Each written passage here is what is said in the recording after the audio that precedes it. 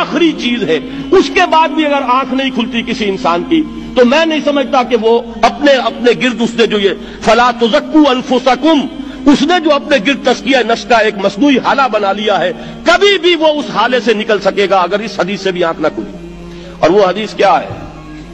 मौलाना अशरफ अली थानवी ने उसको अपने जो खुतबात जुमा है उनमें नकल किया है, बैहक़ी की रिवायत है। और अल्लाहु अज़्ज़ व जल्ल इला जिब्राईल अलैहिस्सलातु वस्सलाम अनिक़लिब मदीनत कज़ा व कज़ा बिअहलिहा, अल्लाह ने हुक्म दिया हजरत जिब्राईल को, फला फला बस्तियों को उलट दो उसके रहने वालों समेत।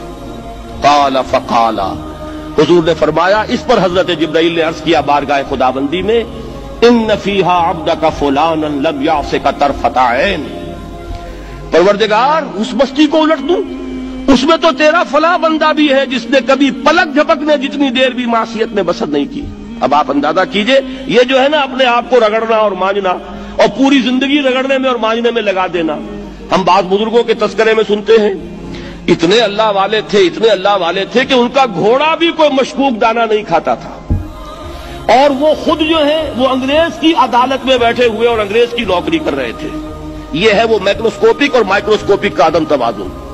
तागूत की चाकरी कर रहे हैं, अंग्रेज की मुलाजमत कर रहे हैं, अंग्रेज के कानून की तनफीज के अंदर आलाकार बन रहे हैं, लेकिन जाती तकवा और जाती नेकी और जाती लिल्लाहियत जो है उसका मेयार यह है कि उनका घोड़ा भी मशकूक चारा और मशकूक खाना नहीं खा सकता।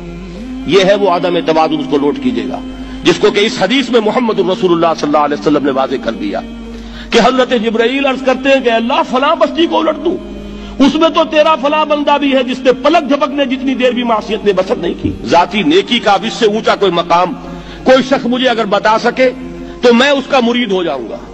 इससे ऊंचा कोई मकाम होगा कि आंख झपकने जितनी देर भी किसी ने मासियत में बसर नहीं की, जाती नेकी की मेराज। लेकिन हुक्म क्या हुआ बारगाह खुदाबंदी से? क़ाला फ़क़ाला, हुजूर ने फरमाया, अल्लाह ताला ने हुक्म लिया जिब्राईल को, इक़लिब अलैहि व अलैहि, उल्टो इस बस्ती को, पहले उस बदबख्त पर फिर दूसरों पर।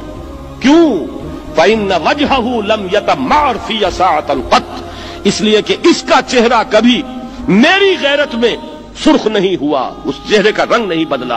बेगैरत इंसान, बदियां फैलती रहीं, मेरे दीन को रौंदा जाता रहा, मेरी शरीयत की धज्जियां बिगड़ती रहीं, अवामिर का मजाक उड़ाया जाता रहा, नवाही के लिए दुनिया के अंदर जिन चीजों से मैंने रोका उसके लिए फलसफे तराशे गए, और ये लगा रहा मस्त रखो जिक्र फिक्र सुबह गाही में इसे, ये सिवाय जाती अपने उस इस्लाह के और जाती तकवा के और जाती नेकी के और जाती इबादत गुजारी के ये मैदान में नहीं आया, इसका खून नहीं खौला कभी, इसके चेहरे का रंग मुतगय्यर नहीं हुआ, लिहाजा ये दोहरा मुजरिम है। ये है वो तसव्वुर जो यहां पर नोट कीजिए।